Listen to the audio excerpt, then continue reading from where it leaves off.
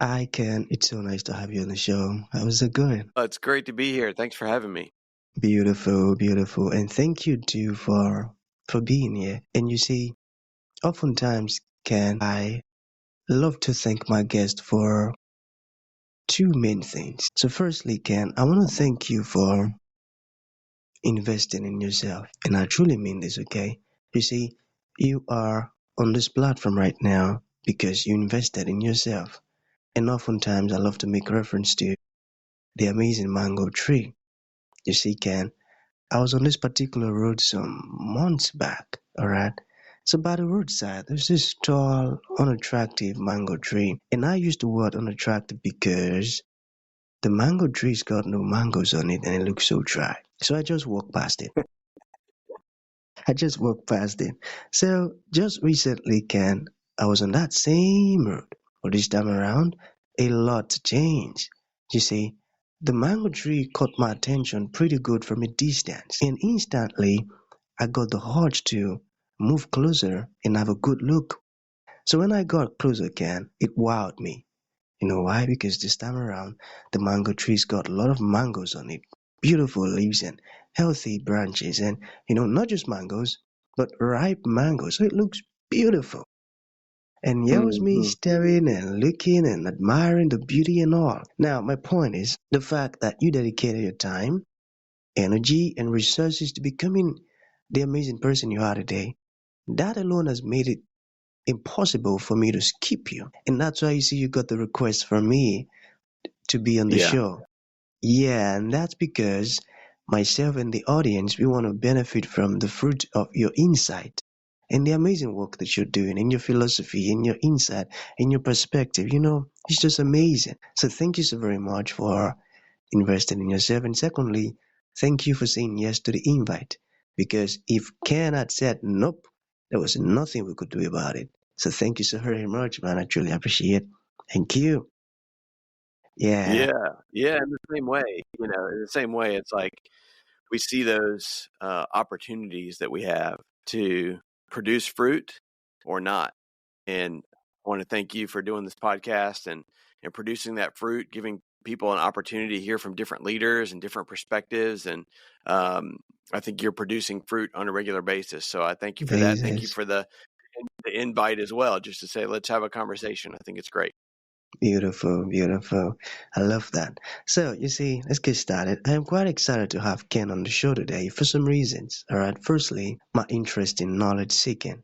You see, Ken, I believe in order to transition from a chaotic situation to that of a beautiful one, I believe it takes the application of knowledge. Not just knowledge, but the application of it. And you see, Ken, ever since I discovered that light in the Hebrew means knowledge, and darkness means ignorance. I've been so Mhm. keen to knowledge seeking because I do not want to remain in the dark. So that's going to make our conversation today very important to me and even to the listeners. The second reason why I'm Yeah. excited to have the amazing Ken on the show is for the sake of the listeners. You see, Ken, we live in an age where information is as abundant as grains of sand. We've got a lot of information flying out there. How to do this and how to do that, how to become this and how to become that. So those folks trust me for quality information. And Ken, I am totally convinced that our conversation is going to be insightful and impactful. So for that reason, Ken, let's get started with your introduction. Talk to us about your personal or professional journey. We're just so curious right now. We want to know how you got here. Then afterwards, I've gotten some beautiful questions for you. Okay, Ken, over to you. Great. Yeah. I think one of the things that stood out to me about knowledge, what you just mentioned as well, is I've seen the difference between knowledge and wisdom is application, right? It's action. It's connecting the dots. We can gain a lot of content. We can read a lot of books, listen to a lot of podcasts, take a lot of classes, do all these things. But ultimately, if we're not applying that information to our lives, then we're not actually getting wiser. So I love that you apply that. I love that your listeners apply that. And that's where I've gained some of that knowledge turned into wisdom over the years. I've been an executive coach for many years now, almost 10 years now, been in an executive level, C-suite level as well, and helping manage multiple organizations, whether they be nonprofit or for-profit, multi-million-dollar organizations, and seeing team dynamics and seeing leadership, the ability that leaders have to make decisions, to lead with vision, or that sometimes they don't have the vision or don't have the decision making that it takes to move the organization forward.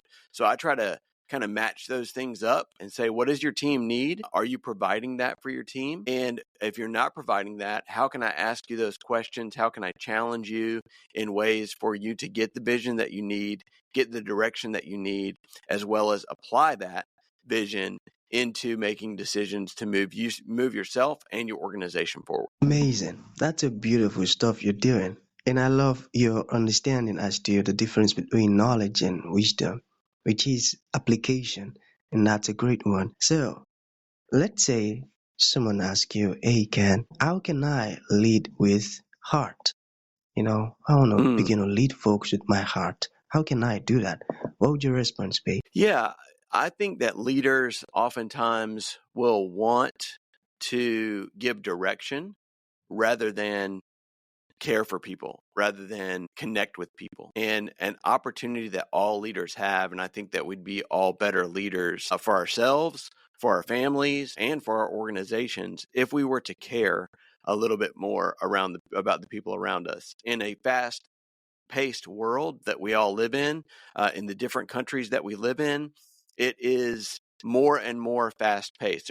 You've got to get more and more done. There's busyness that is happening and there's tasks that need to be completed. But if we don't stop and care for the people around us, the people that are helping us accomplish the things that we all want to be successful in, then we're not actually moving it forward. We're just kind of grinding through and churning through rather than giving opportunities for people to be on a team together. And I've experienced that the difference between team and family is also something that's different. Some organizations will say, "Oh, I want you to be part of our family." Well, you're not really part of the family, because when you move on to another job or things don't work out, then you're not really here anymore. You're not family forever. Family is forever. But a team comes together for a purpose. And if we can be on the same team, then I do care about you as a teammate. And I want you to be successful as a teammate in your position so that I can be successful as a teammate in my position. And then when our goal is accomplished, we might not be teammates anymore. And that's okay, but we accomplished the goal at hand. And so if leaders take the opportunity to serve their team around them, care for their team around them, they say, how can I make you a better employee?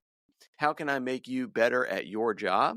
Then that makes us better as a team as we work together, as we accomplish this specific task in front of us. And that might be a 1-year goal, a 5-year goal. It might mean that teammate does not come up to the standards that you need to move forward and you move on from that teammate, but you're going to invest in them and you're going to say, I'm going to give you every opportunity to be successful so we can be successful together. But if we just set an expectation without clear communication or clear standards or clear investment into our team, then we're not really moving ourselves forward, them forward, and ultimately then again the organization doesn't move forward. Amazing. And I really love how you explained it. So, in other words, a true leader is passionate about making you become your better self, improving you, empowering you to become successful, just like he is, or even more than he is. I got that. Okay, so to buttress what you just said, are there any maybe transformative, inspiring stories or transformative stories from inspiring leaders? Are there any you would like to share with us? Yeah, the leaders that stand out to me the most are the ones that are visionaries, but they do provide an environment for their employees and their teammates to be successful. So again, whether you look at Steve Jobs or you look at different people in leadership throughout the world, Nelson Mandela and different leaders, where regardless of where they're at, they create great environments for their team to be successful. So they say, we have a goal, we're going to move forward in this goal. But however, I'm going to make sure that the environment around us is successful. So Apple is a great example of they've created, a utopia of sorts for their employees. Google is another example of that, where they create this environment where it's fun, it's interactive, you can create community with one another, you feel like you're on a team, even though you're in different departments, and you can move forward in that way and say, wait, I want to get the task done for sure, but I can also enjoy myself while I'm doing it. And when I think of great leaders like Nelson Mandela, so many people around him said that he cared for them as individuals. He cared for their whole self, not just the task or the government policies or the things. He cared about who they were. And so when I look at great leaders, I look at their intention to detail as it results in creating great environments as well as caring for individuals around them. Genuinely, I got them. Okay, let us get personal a bit. Can you share your journey and what inspired you to pursue your current path? Yeah, for me personally, I feel like you just be faithful with what you've been given. And I never really saw myself as this crazy leader, this executive that's going to lead multiple organizations, multiple franchises, and help other people be successful in their franchise roles. What I saw is an opportunity to just be faithful with what I had and what I'd been given. And I'm a man of faith, and I read the Bible a lot. I read Scripture, and it resonates with me, and it challenges me. And oftentimes, Jesus would say that. He would say, "Be faithful with what you've been given." And he used a story one time of the parable of the talents, a story of the talents, where he gave one man 1 talent, he gave another man 2 talents, and another man 5 talents. And then the master left and came back. The guy with 2 talents multiplied it into 4. The guy with 5 talents multiplied it into 10. But the guy with 1 talent didn't do anything. He just buried it. And what I see is that master in that story was frustrated with the man that didn't do anything. And the man was like, well, I didn't lose it. But the fact is that he didn't do anything with it. And I wonder if the master would have been even gracious to the man if he lost it, but he at least tried. And that's what I think leadership is an opportunity for us to say, I'm going to be faithful with what I've been given. And I might fail at that, but I'm at least going to try. And I've seen in my life over the years, whether I was an administrative assistant, whether I was a sports coach, whether I was over a small organization or a small team of 5 or 10 people, I've been faithful with whatever I've been given. And I multiplied whatever I've been given. That doesn't mean I didn't fail along the way. I've learned a lot of things as that, and I've made a lot of mistakes.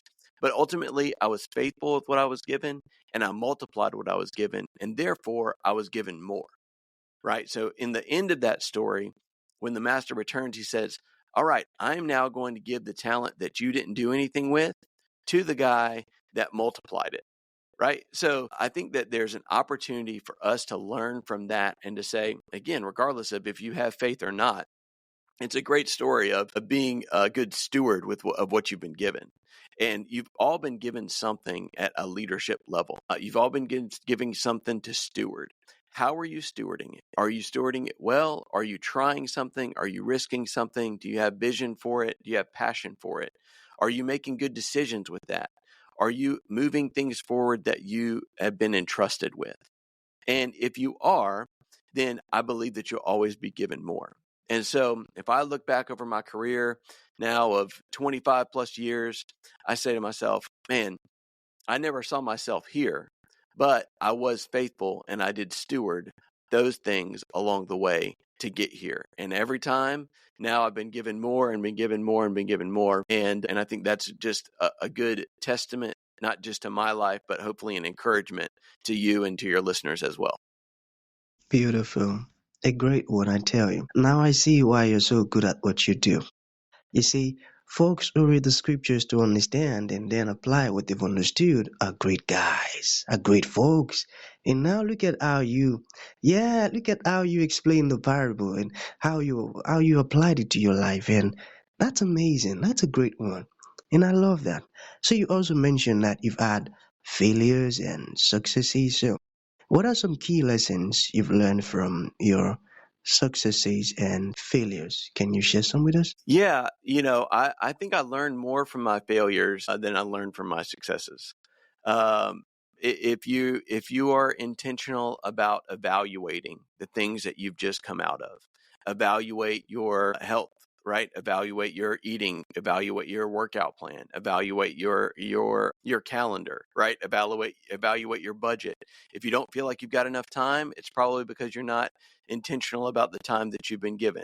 If you don't feel like you've got enough money, it's probably because you haven't budgeted the money that you've been given. So when I look at my success over the years, I can remember some of the successes for sure. I remember the times that I multiplied an organization from 5 locations to 19 locations. I remember an organization where I multiplied from 4 locations to 7 locations. But I also remember the smaller ones, right? I remember the opportunity for us to say, okay, great. I've got a team of 10. I'm going to make that a team of 20. I've got a team of 50. I'm going to make that a team of 100. I look at the small things and I say, okay, how did I get there? How did I accomplish those things? And a lot of that is through trial and error. So I say, let's try it. Let's just try this. And I think that if we don't try, then we don't learn. When I have a 7-year-old and a 5-year-old, and I remember back when they were learning to walk. And I didn't jump on them and every time that they fell and said, "You're terrible. I can't believe you can't walk. What's wrong with you?" I was encouraging them, right? Like, you can do it. Get up, hold my hand, let me help you. And those failures early on in life, it seems like we celebrate failures when we're children or when we're younger. But as we get older, we think that failures are not part of success. But ultimately, when I fail, when I tried something, when I launched, when I was a pastor back in Charlotte, North Carolina, I launched an evening service and it was terrible, right? Like we had 1,000 people coming on Sunday mornings and it was awesome. We're like, let's go ahead and do a Sunday night service. We had less than 50 people that were showing up to that thing. And it was an absolute failure, but I learned from that. I learned to listen to my leaders. I learned to listen to people around me, not to just plow forward and do things because I thought that they were a good idea, but how did I learn from the people around me? And what did they think? And when I started to incorporate a collaboration of team members around me, then I'd be making better decisions. So I think through your failures, you learn as much as you do, if not more, than from your successes. Because when things are good, you go, that's awesome. Things are great. You don't usually evaluate the things that are going well, but you really evaluate and you spend extra time thinking, well, that failed. Why did that fail? How do I make sure that I don't fail again? So I would say, don't make sure that you're not failing too often. You got to balance it out with success. But failure is not necessarily a bad thing. It's not necessarily about thin. Okay, that's a beautiful one. I got that too.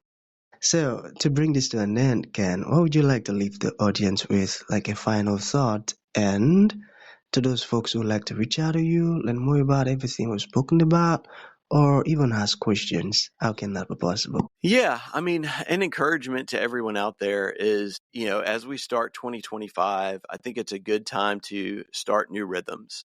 It's a time to evaluate the rhythms that you had in 2024. And we're all on the same planet. We're all in the same thing. There's more people that are going through life similarly to you than you realize. And so if you're frustrated, reach out to somebody. Try to find a community. Try to find some kind of even a social network. A podcast is great to be able to say, I'm going to get things right. I'm going to read. I'm going to learn. I'm going to challenge myself in new ways. Because if I'm not challenging myself to be better, I think about, different athletes and different people, different coaches.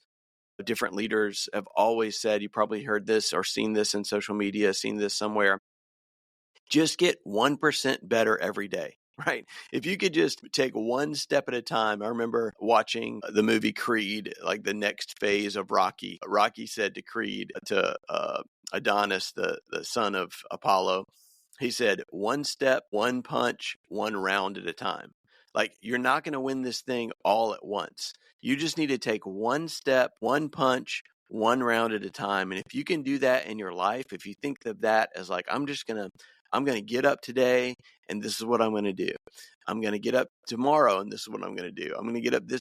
Now you look back over a week, a month, 2 months, you see some of those consistencies of taking one step, of swinging one punch, of going through one round or one day at a time. So I would encourage you all just to continue to move forward. Move forward. The best way for you to move forward is to keep looking forward. You can use your past as a reference, but not as a guide. Always look forward to the future. Powerful. You can use your past as a reference, but not as a guide. I got that, Ken. It's a beautiful one. Okay, what about your contact info? Maybe like a website or your handles? Oh yeah, would love to connect with anyone. LinkedIn is a great place to do so. Instagram as well. I'm active on both of those. And of course, they'll probably be in the show notes. You can connect with me there. But no, I really try to reach out individually, direct message, that kind of thing. I actually don't have a website on purpose because I love the relational connection, the relational aspects of things. So I'm maybe add a website in 2025 just as a landing page, but ultimately I love the personal connection, just how we connected through a direct message and an opportunity to Yeah, connect a little bit more.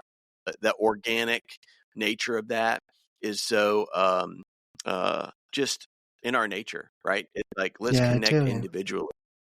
Exactly. I love that too. I love that too. Okay, that was a great one. So that's going to be the end of the show, Ken. Thank you for coming and thank you for sharing this amazing stuff with us. It means a whole lot, man. Thank you. Thank you again for having me.